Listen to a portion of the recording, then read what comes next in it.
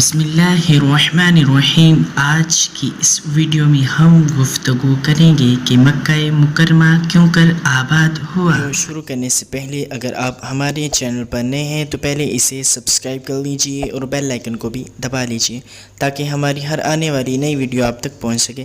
Video پسند آئے تو اسے لائک اور شیئر ضرور کیجئے۔ حضرت ابراہیم علیہ السلام کے فرزند حضرت اسماعیل علیہ السلام سرزمین شام میں حضرت ہاجرہ رضی اللہ تعالیٰ عنہ کے شکم مبارک سے پیدا ہوئے۔ حضرت ابراہیم علیہ السلام کی بیوی حضرت سارہ کی کوئی اولاد نہ تھی، اس لیے انہیں رشک پیدا ہوا اور انہوں نے حضرت ابراہیم علیہ السلام سے کہا کہ آپ حضرت ہاجرہ رضی اللہ تعالیٰ عنہ اور ان کے بیٹے حضرت اسماعیل علیہ السلام کو میرے پاس سے جدا کر کے کہیں دور کر دیجئے۔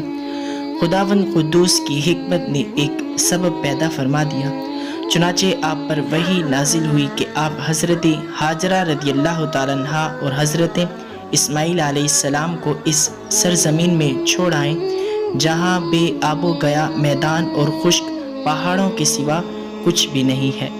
چنانچہ حضرت ابراہیم علیہ السلام نے حضرت ہاجرہ رضی اللہ تعالیٰ عنہ اور حضرت اسماعیل علیہ السلام کو ساتھ لے کر سفر فرمایا اور اس جگہ آئے جہاں کعبہ معظمہ ہے۔ یہاں اس وقت نہ کوئی آبادی تھی، نہ کوئی چشمہ، نہ دور دور تک پانی یا آدمی کا کوئی نام و نشان تھا۔ ایک توشہ دان میں کچھ کھجوریں اور ایک مشک میں پانی حضرت ابراہیم علیہ السلام وہاں رکھ کر روانہ ہو گئے۔ حضرت ہاجرہ رضی اللہ تعالیٰ عنہ نے فریاد کی کہ اے اللہ کے نبی، اس سنسان بیابان میں جہاں نہ کوئی مونس ہے نہ غمخوار، آپ ہمیں بے یار و مددگار چھوڑ کر کہاں جا رہے ہیں؟ حضرت ہاجرہ رضی اللہ تعالیٰ عنہ نے آپ کو پکارا مگر آپ نے کوئی جواب نہیں دیا۔ آخر میں حضرت ہاجرہ رضی اللہ تعالیٰ عنہ نے سوال کیا کہ آپ اتنا فرما دیجئے کہ آپ نے اپنی مرضی سے ہمیں یہاں لا کر چھوڑا ہے یا خداوند قدوس کے حکم سے آپ نے ایسا کیا ہے؟ تو آپ علیہ السلام نے فرمایا، اے ہاجرہ، میں نے جو کچھ کیا ہے وہ اللہ تعالیٰ کے حکم سے کیا ہے۔ یہ سن کر حضرت ہاجرہ رضی اللہ تعالیٰ عنہ نے کہا، اب آپ جائیے، مجھے یقین کامل اور پورا اطمینان ہے کہ خداوند کریم مجھ کو اور میرے بچے کو ضائع نہیں فرمائے گا۔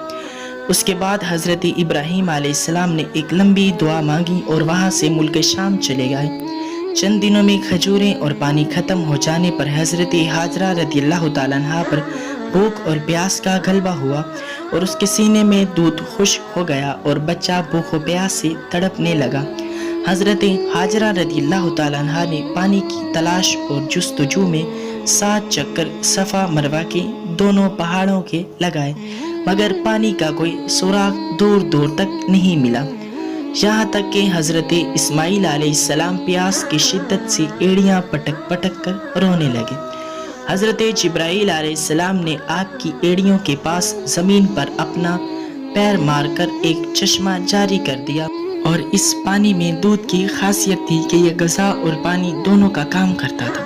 چنانچہ یہی زمزم کا پانی پی پی کر حضرت ہاجرہ رضی اللہ تعالیٰ عنہ اور حضرت اسماعیل علیہ السلام زندہ رہے، یہاں تک کہ حضرت اسماعیل علیہ السلام جوان ہو گئے اور شکار کرنے لگے تو شکار کے گوشت اور زمزم کے پانی پر گزر بسر ہونے لگا۔ پھر قبیلہ جرہم کے کچھ لوگ اپنی بکریوں کو چراتے ہوئے اس میدان میں آئے اور پانی کا چشمہ دیکھ کر حضرت ہاجرہ رضی اللہ تعالیٰ عنہ کی اجازت سے یہاں آباد ہو گئے اور اس قبیلے کی ایک لڑکی سے حضرت اسماعیل علیہ السلام کی شادی بھی ہو گئی اور رفتہ رفتہ یہاں ایک آبادی ہو گئی۔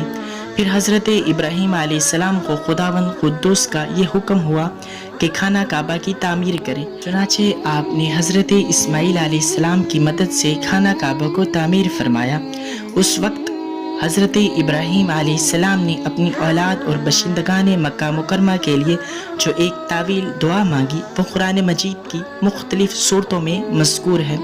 چنانچہ سورہ ابراہیم میں آپ کی اس دعا کا کچھ حصہ اس طرح مذکور ہے، اے میرے رب، میں نے اپنی کچھ اولاد ایک نالے میں بسائی جس میں کھیتی نہیں ہوتی، تیرے حرمت والے گھر کے پاس، اے ہمارے رب، اس لیے کہ وہ نماز قائم رکھیں تو تو لوگوں کے کچھ دل ان کی طرف مائل کر دے اور انہیں کچھ پھل کھانے کو دے، شاید وہ احسان مانے۔